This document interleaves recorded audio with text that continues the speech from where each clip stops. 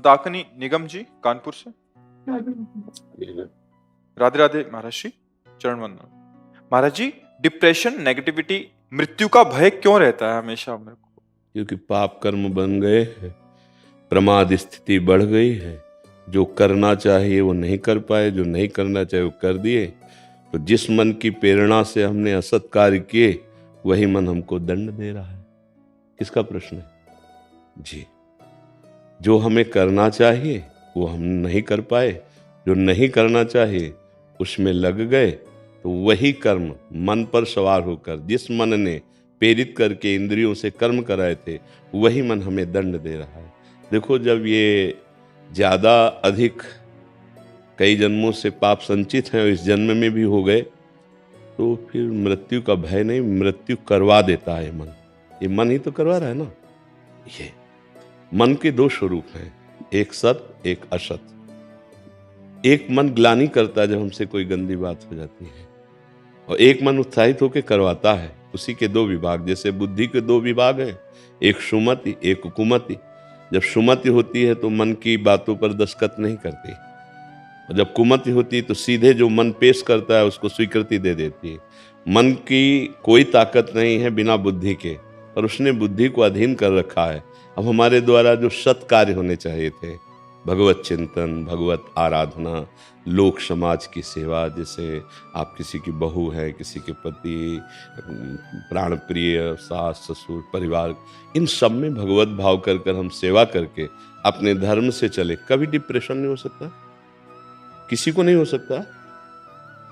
पूर्व का पाप वर्तमान के साधन से नष्ट किया जा सकता है, नहीं तो मोक्ष होता ही नहीं, भगवत प्राप्ति होती ही नहीं।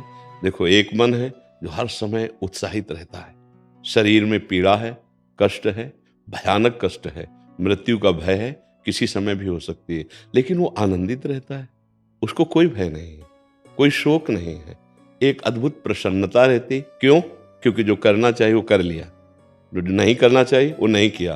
तो वही मन परमानंद में डुबो देता है। वही मन डिप्रेशन में बिना भय के भय पैदा करता रहता है। और एक दिन ऐसा आता है, हमारे पास ऐसे व्यक्ति मिले हैं कि वो कहते हैं मुझे मर जाना अच्छा लगता है, आप आदेश कीजिए। कितनी निकृष्ट बुद्धि आ गई। आत्महत्या से बड़ा कोई पाप सृष्टि में नहीं रखा गया, और वो इतना महापाप करने के लिए तैयार वो व्यक्ति हो जाता है। क्यों?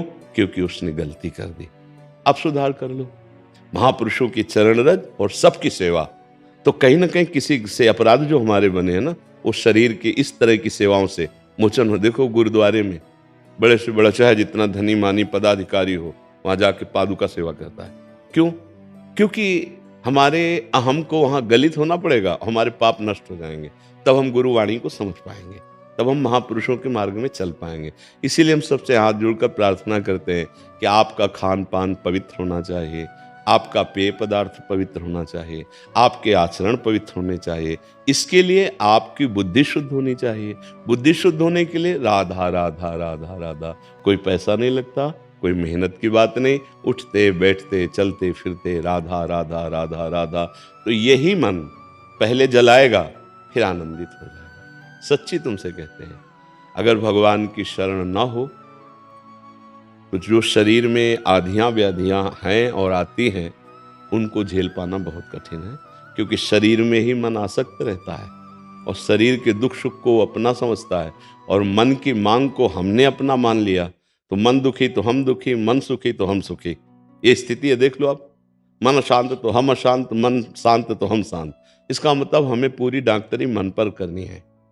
तो मन की पवित्रता, सा वै मनः कृष्ण पदारविंदयो, सबकी ममता ताग बटोरी, मम पद मन ही बांध बर डोरी। सही जगह मन को लगा दो, राधा राधा कृष्ण कृष्ण ऐसे नाम जप करो, और सबकी सेवा करो, और सबकी सह जाओ, तो तुम्हारे पाप नष्ट हो जाएंगे। जैसे हमको सेवा करते हुए कोई प्रतिकूलता मिलती है, कोई कटुता मिलती ही है। अच्छा आचरण करोगे तो आपका उपहास होगा, आप जिनके साथ अच्छा बर्ताव करोगे वो आपके साथ कटु व्यवहार करेंगे। अगर सह गए तो आप महान हो गए, और टूट गए तो लड़ो। फिर वैसे व्यवहार में आप उतर गए तो आप संसारी हो गए, साधक तो हुए नहीं। और सह गए तो सबका बदलना निश्चित है आपके प्रभाव से। जहाँ पर कृपा राम की हुई, ता पर कृपा करे सब कोई। निश्चित परमानंद की बाढ़ इसी मन में आ जाएगी जो डिप्रेशन में है, खूब नाम जप करे।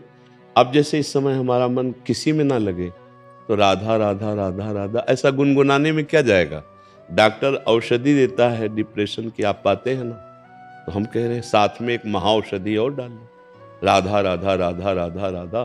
कितने ऐसे भाईजान आके एकांतिक में बोले कि हमारा डिप्रेशन खत्म हो गया, हम आनंदित हो गए। क्या डिप्रेशन था? सोच हमारी गिर गई, क्षमता नहीं रह गई उसकी पॉजिटिव सोचने की, वो निगेटिव की तरफ बढ़ता जा रहा है, हमें परेशान करता जा रहा है। जब संत वाणी हमारे कान में पड़ी और उसका हमने मनन किया और जीवन में उतारना शुरू किया तो निगेटिव सब नष्ट हो गई, पॉजिटिव आ गई। अब जीवन आनंदमय हो गया, कुछ मिला नहीं, केवल सोच बदल गई, हमारी सोच बिगड़ गई, हमारी इच्छा बिगड़ गई, हमारा मनन बिगड़ गया है, हमारा चिंतन बिगड़ गया है। उसी के लिए भगवान ने आपको संत संग दिया है। अगर आप अपने मनन को, अपनी सोच को, अपने चिंतन को सुधार लें तो कोई डिप्रेशन नहीं रह जाएगा, आप परमानंद में हो जाएंगे। हमसे कर्म बिगड़ गए, हमारे आचरण बिगड़ गए, अब तो डिप्रेशन होगा ही होगा। आज से नहीं, हम बिगाड़ते पीछे से चले आ रहे हैं, लेकिन एक जगह है जहां भारी बिगड़ी को तत्काल संभाला जाता है, वो है श्री भगवान के प्रेमी जन। कई बार बताया है कि जैसे वकील के द्वारा हम प्रमाणित हो गए अपराधी हैं, न्यायाधीश के द्वारा फांसी की सजा दे दी गई, लेकिन एक उपाय है जहां से बचा जा सकता है, राष्ट्रपति। अगर वो हमारी क्षमा याचिका पर दस्तखत कर दे तो वकालत फेल हो गई, जज निर्णय फेल हो गया, बच जाऊंगा। तो हमारे अनंत ब्रह्मांडों के पति हैं श्री कृष्ण, श्री हरि। वो कहते हैं मामेव ये प्रपद्यन्ते माया में ताम तरन्ते। वो कहते हैं अहम त्वाम सर्वपापेभ्यो मोक्षयिष्यामि मा शुचा, केवल सर्वधर्मान परित्यज्य मामेकम शरणम। एक मैं ही हूं जो तुम्हें बचा सकता हूं। तो अब बोलो ना श्री कृष्ण, बोलो राधा राधा, अभी मंगल होना शुरू हो जाएगा। क्यों सखी, आपको कोई संशय? जी।